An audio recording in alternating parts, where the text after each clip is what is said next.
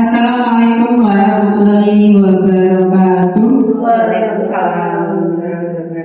Puji syukur marilah selalu kita panjatkan kepada Allah Subhanahu wa Ta'ala karena atas limpahan pada hidayahnya pada hari ini kita bisa berkumpul dalam keadaan sehat dan baik. Yang terhormat Bapak Sukrisnasmo selaku Kepala Sekolah SMP di 25 Surakarta dan sekaligus sebagai mentor. Yang saya hormati rekan-rekan D3K SMP di 25 Surakarta. Izinkanlah saya sebagai moderator untuk membacakan susunan acara pada bagian ini. Acara yang pertama yaitu pembukaan, yang kedua penyajian materi, yang ketiga tanggapan mentor, dan yang keempat tentu. Baiklah Bapak Ibu semuanya, marilah acara pada hari ini kita buka dengan berdoa bersama terlebih dahulu. Berdoa menurut agama dan kepercayaan kita masing-masing, dipersilakan.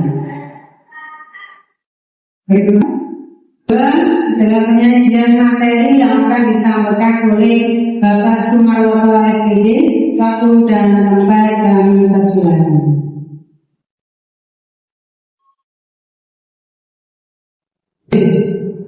Selamat pagi, Assalamualaikum warahmatullahi wabarakatuh. Perkenalkan, nama saya adalah Sumarwoto SPD. NIM saya adalah 1974090720212105. Pada pagi hari ini kami akan menyampaikan beberapa hal yang berkenaan dengan laporan orientasi pengenalan nilai dan etika pada instansi pemerintah. Berikutnya langsung akan kita sampaikan, yaitu yang pertama adalah visi-misi daripada Kota Surakarta, yaitu mengacu pada visi RPJPD Kota Surakarta pada tahun 2005 sampai dengan tahun 2025 adalah Surakarta Kota Budaya Mandiri, Maju dan Sejahtera. Visi PSJN di Kota Surakarta tahun 2021 sampai dengan 2026 adalah mewujudkan kota budaya yang modern, tangguh, bersih dan kreatif serta sejahtera. Sedangkan misi dari Kota Surakarta adalah waras, wasis, warak, mapan dan papan. Berikutnya adalah STOK OPD. Jadi STOK OPD, struktur organisasi OPD nanti bisa dilihat karena kami tidak akan menjelaskan secara panjang lebar. Berikutnya adalah manajemen P3K. Manajemen P3K ini adalah yang pertama adalah manajemen kepegawaian P3K, penilaian kinerja P3K dan disiplin P3K. Kami lanjutkan dalam nilai etika di organisasi. Yang pertama adalah Resra OPD, terdiri dari profil sekolah. Yang pertama adalah identitas sekolah, kemudian kepala sekolah, komite sekolah, sejarah sekolah, dan kegiatan ekstrakurikuler. Untuk penjelasan yang lebih lanjut nanti bisa dilihat pada laporan kami. Berikutnya adalah visi dan misi OPD organisasi di tingkat sekolah, yaitu unggul dalam bentuk, santun dalam perilaku, peduli lingkungan, dan kompak budaya. Hal ini kompak budaya ini, kompak budaya ini menuju pada SMP 25 adalah sekolah adiwiyata, sekolah adiwiyata. Kita lanjutkan, yang berikutnya adalah tujuan umum. Ada dua, yaitu tujuan umum dan tujuan khusus. Yang pertama adalah tujuan jangka panjang, itu adalah 4 tahun. Berikutnya tujuan khusus. Nah, dalam tujuan khusus ini tujuan yang dicapai 25 Surakarta sebagai bentuk untuk mewujudkan daripada visi sekolah tadi, yaitu yang sudah dijelaskan di paparan di kepala tadi. Kita lanjutkan, yaitu program strategi OPD terdiri daripada program inklusif. Ya, program ini adalah sistem penyelenggaraan pendidikan yang memberikan kesempatan pada semua peserta yang memiliki kelulusan dan memiliki potensi kecerdasan dan atau bahkan istimewa. Jadi di sini tidak ada beda membedakan. Ya, sekali lagi tidak ada beda membedakan. Artinya mereka yang mempunyai potensi yang sama akan boleh mengikutinya. Berikutnya adalah program pendampingan. Program pendampingan itu tujuan untuk memfasilitasi peserta didik yang belum mencapai kompetensi, ya, pada tujuan pembelajarannya maupun yang memiliki kompetensi di atas KKTP. Jadi intinya itu bahwasanya mereka anak-anak didik kita atau peserta didik kita yang masih membutuhkan pendampingan, artinya dalam nilainya yang masih kurang, kita selalu dampingi sampai menuju kepada batas KKM yang diharapkan. Kita lanjutkan. Kemudian SMK Satuan Kerja sebagai organisasi SMP Negeri 25, yaitu terdiri dari kepala sekolah yang berikutnya wakil kepala sekolah dan waka-waka, dan kemudian dilanjutkan membaca wali kelas. Kita lanjutkan. Ada tugas pokok dan fungsi tupoksi P3K di Satuan Unit Kerja Terkecil, yaitu yang pertama, tugas dalam mendidik. Kami selaku guru mempunyai tugas yaitu 1. Mendidik, 2. Mengajar, 3. Membimbing, 4. Mengarahkan, 5. Melatih, dan 6. Tugas dalam menilai. Adapun kegiatan pokok serta buku adalah tadi disampaikan, salah satunya adalah merencanakan pembelajaran dan pembimbingan. Berikutnya melaksanakan pembelajaran dan pembimbingan. Yang ketiga, nilai hasil pembelajaran atau pembimbingan. Dan berikutnya adalah membimbing dan melatih peserta didik, dan selanjutnya adalah melaksanakan tugas tambahan. Adapun di sini saya sebagai guru mata pelajaran pendidikan Pancasila, kemudian berikutnya kami mempunyai tugas tambahan yaitu sebagai wali kelas dan sekaligus sebagai wakil sarana dan prasarana. Merujuk pada bab 4 bahwasanya kami merujuk bab 4 yaitu kami akan mengadakan penelitian berupa penerapan atau mengambil judul, dalam rencana kerja kami akan mengambil judul penerapan model pembelajaran proyek keseluruhan pada mata pelajaran pendidikan Pancasila untuk meningkatkan motivasi dan kreativitas pelajar. Kelas selanjutnya di kelas 8 atau kami kemarin kelas 7 tetapi tidak itu masalah, pada dasarnya hampir sama, yaitu kelas 7 pada SMP Negeri 25 Surakarta. Alasan kami mengangkat beberapa isu atau kami mengidentifikasi isu-isu yang berkembang. Salah satunya yang pertama adalah masih ada peserta didik yang pasif atau kurang aktif dalam mengikuti proses pembelajaran. Ini tidak hanya dalam mata pelajaran pendidikan Pancasila, tentunya hampir di beberapa mata pelajaran hampir sama. Oleh karena itu di titik ini saya mengambil poin bahwasanya identifikasi yang pertama yaitu masih ada siswa atau peserta didik yang kurang aktif dalam mengikuti pembelajaran. Yang kedua, masih ada kekurangnya motivasi siswa dalam mengikuti pembelajaran. Jadi motivasinya itu kurang, atau dalam arti kata semangatnya kurang. Berikutnya, masih ada beberapa bahkan banyak siswa yang kurang fokus dalam mengikuti proses pembelajaran.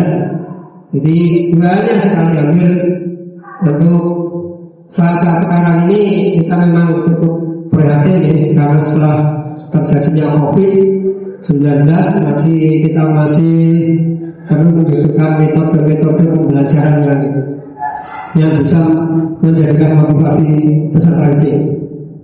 Berikutnya adalah diperlukannya model pembelajaran yang dapat membantu meningkatkan dan mengaktifkan pemahaman siswa dalam belajar. Dan yang terakhir, mohon maaf, masih ada beberapa atau ada bapak ibu guru yang cenderung menggunakan model ceramah dalam pembelajaran. Dalam proses pembelajaran itu banyak lebih menggunakan metode pembelajaran. Baik, kita lanjutkan. Oleh karena itu, kami mengangkat isu, yaitu rendahnya motivasi belajar dan kreativitas siswa dalam mengikuti pembelajaran. Jadi anak-anak itu mohon maaf sekali lagi masih rendah, jadi dikatakan motivasinya kurang. Lanjut. Berikutnya, oleh karena itu kami menggunakan dalam pembelajaran ini kami menggunakan model PJBL atau Project Based Learning. Adapun model ini akan kami sampaikan terlebih dahulu agar lebih memahamkan, agar tidak salah paham. Adalah model pembelajaran yang menggunakan project yang atau kegiatan sebagai media, di mana hal tersebut untuk meningkatkan kemampuan siswa yang selanjutnya disebut dengan pembelajaran berbasis project. Artinya bahwa di sini nantinya anak-anak itu dapat menghasilkan sebuah project. Nah, berikutnya dilansir dari situs web WA Edu. Dalam project based learning PJBL ini siswa harus menghasilkan sesuatu atau produk untuk menunjukkan hasil belajar mereka.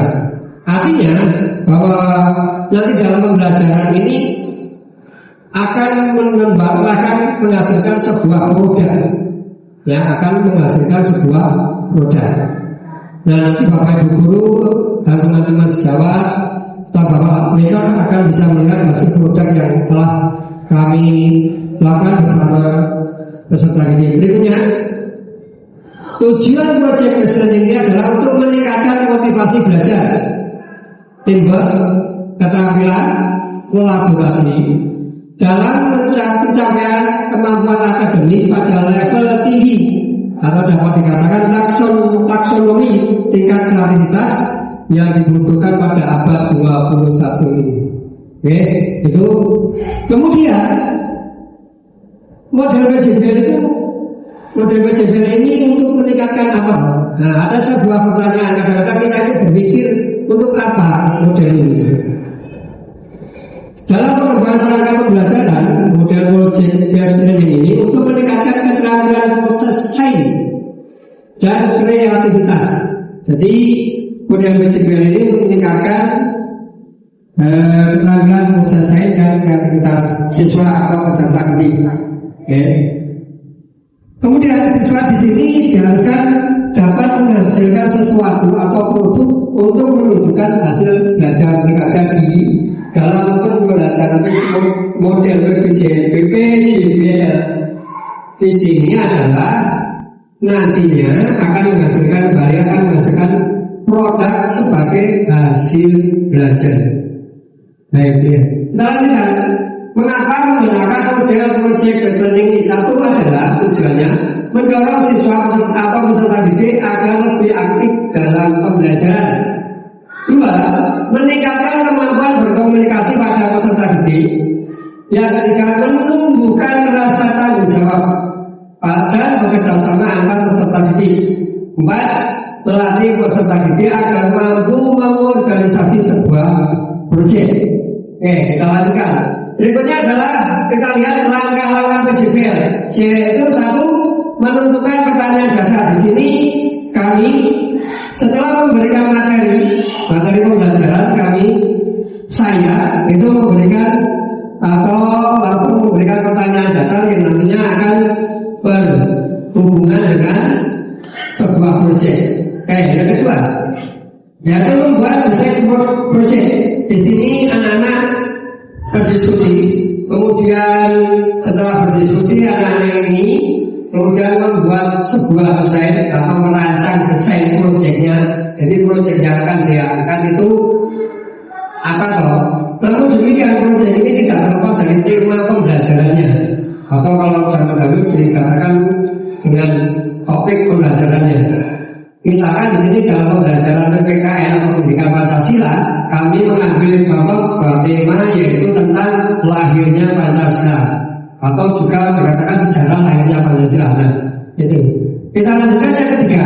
Setelah mendesain, kemudian kita menyusun penjadwalan. Jadi kita menyusun penjadwalan, disusun dulu jadwal-jadwal urutannya pada jenjang-jenjangnya. Kita lanjutkan yang keempat, yaitu saya sebagai guru, ya, memonitor kemajuan proyek. Jadi anak-anak itu sudah sampai mana dia melakukan pekerjaannya atau proyeknya, ya, sampai di mana. Kita lanjutkan. Berikutnya adalah setelah selesai kami melakukan penilaian hasil. Oke. Untuk penilaian hasil, Bapak Ibu, teman-teman sejawat bisa dilihat di bagian depan. Ini adalah hasil proyek kami dengan peserta didik putra putri, ya, siswa yang mampu menghasilkan sebuah proyek yang bertemakan sejarah lahirnya Pancasila. Ini masih ada beberapa proyek yang lain. Sebuah contoh berikutnya, ini adalah proyek-proyek yang mereka hasilkan. Ini adalah dari inisiatif atau pemikiran putra putri peserta didik. Ini adalah berikutnya. Ini semua adalah kita ambil tema tentang lahirnya bangsa. Baik, selanjutnya setelah penilaian kita melakukan evaluasi. Ya, maaf, kalau evaluasi kami tidak menggunakan gambar, evaluasi pengalaman. Jadi anak-anak ini kita evaluasi. Misalkan setelah mereka menghasilkan sebuah produk ini sesuai atau tidak dengan tema pembelajarannya. Kemudian mereka akan merasakan ada sesuatu tidak atau ada perbedaan tidak setelah menghasilkan produk dalam proses pembelajarannya. Baik, dari semua yang kami sampaikan ini dalam pembelajaran ini, saya mengambil sebuah kesimpulan, yaitu satu, yang pertama istilah yang tadi adalah rendahnya motivasi belajar dan kreativitas siswa dalam mengikuti pembelajaran. Sedangkan judul gagasan ini adalah penerapan model pembelajaran project based learning pada mata pelajaran pendidikan Pancasila untuk meningkatkan motivasi kreativitas belajar peserta didik pada kelas 7 SMP Negeri 12 Surakarta. Dapat disimpulkan bahwa penerapan model PJBL mampu meningkatkan motivasi dan kreativitas belajar peserta didik. Oke, demikian laporan kami dan usaha kami kita dalam untuk meningkatkan pembelajaran kami. Selanjutnya waktu kami terima kasih, dan selanjutnya waktu saya kembalikan kepada moderator. Baiklah, untuk Bapak Sumarwaku.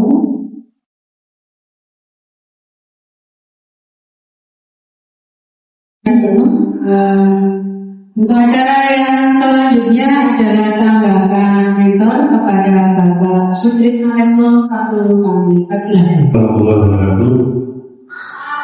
Terima kasih Pak Sumarwata yang sudah mempresentasikan paparan yang sudah dilakukan kegiatan dilakukan di SOP 25 selama masa orientasi. Kalau saya lihat di sini memang juga menarik, dalam arti menarik karena pendidikan Pancasila notabene adalah mata pelajaran yang basicnya adalah teori. Makanya tadi diangkat isu-isu anak yang selama ini ternyata anak itu pasti anak itu kurang aktif, karena selama ini memang kebanyakan pendidikan Pancasila sangat teori sekali.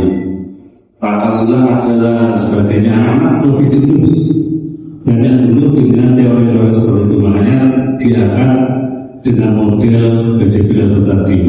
Nah, dengan PJBL anak-anak lebih kreatif, anak-anak lebih suka karena dibentuknya kelompok, bagaimana bersosialisasi dengan kelompok, bagaimana anak-anak itu bisa memanage emosinya ketika belajar dengan kelompok dan sebagainya. Dan hasilnya memang lebih ada nilai plusnya, karena selain anak-anak mengerti teorinya, itu juga ada produk yang dihasilkan sesuai dengan materi yang saat itu diajarkan. Jadi itu nilai yang bagus sekali, sehingga artinya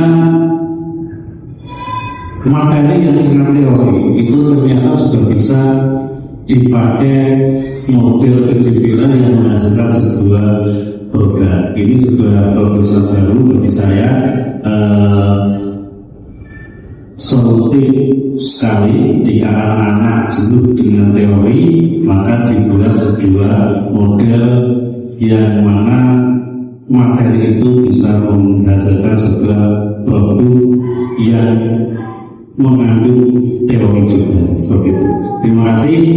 sekali kurang sekali Bapak.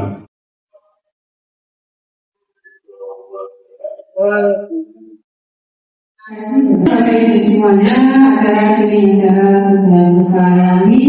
Adalah acara pada hari ini kita tutup. Sebelum kita tutup, mari kita berdoa bersama-sama terlebih dahulu. Mudah-mudahan orientasi pembina ada angkatan 1 SMP 25 Surakarta dapat bermanfaat buat kita semua. Menurut agama dan budaya kita masing-masing, kami Muslim.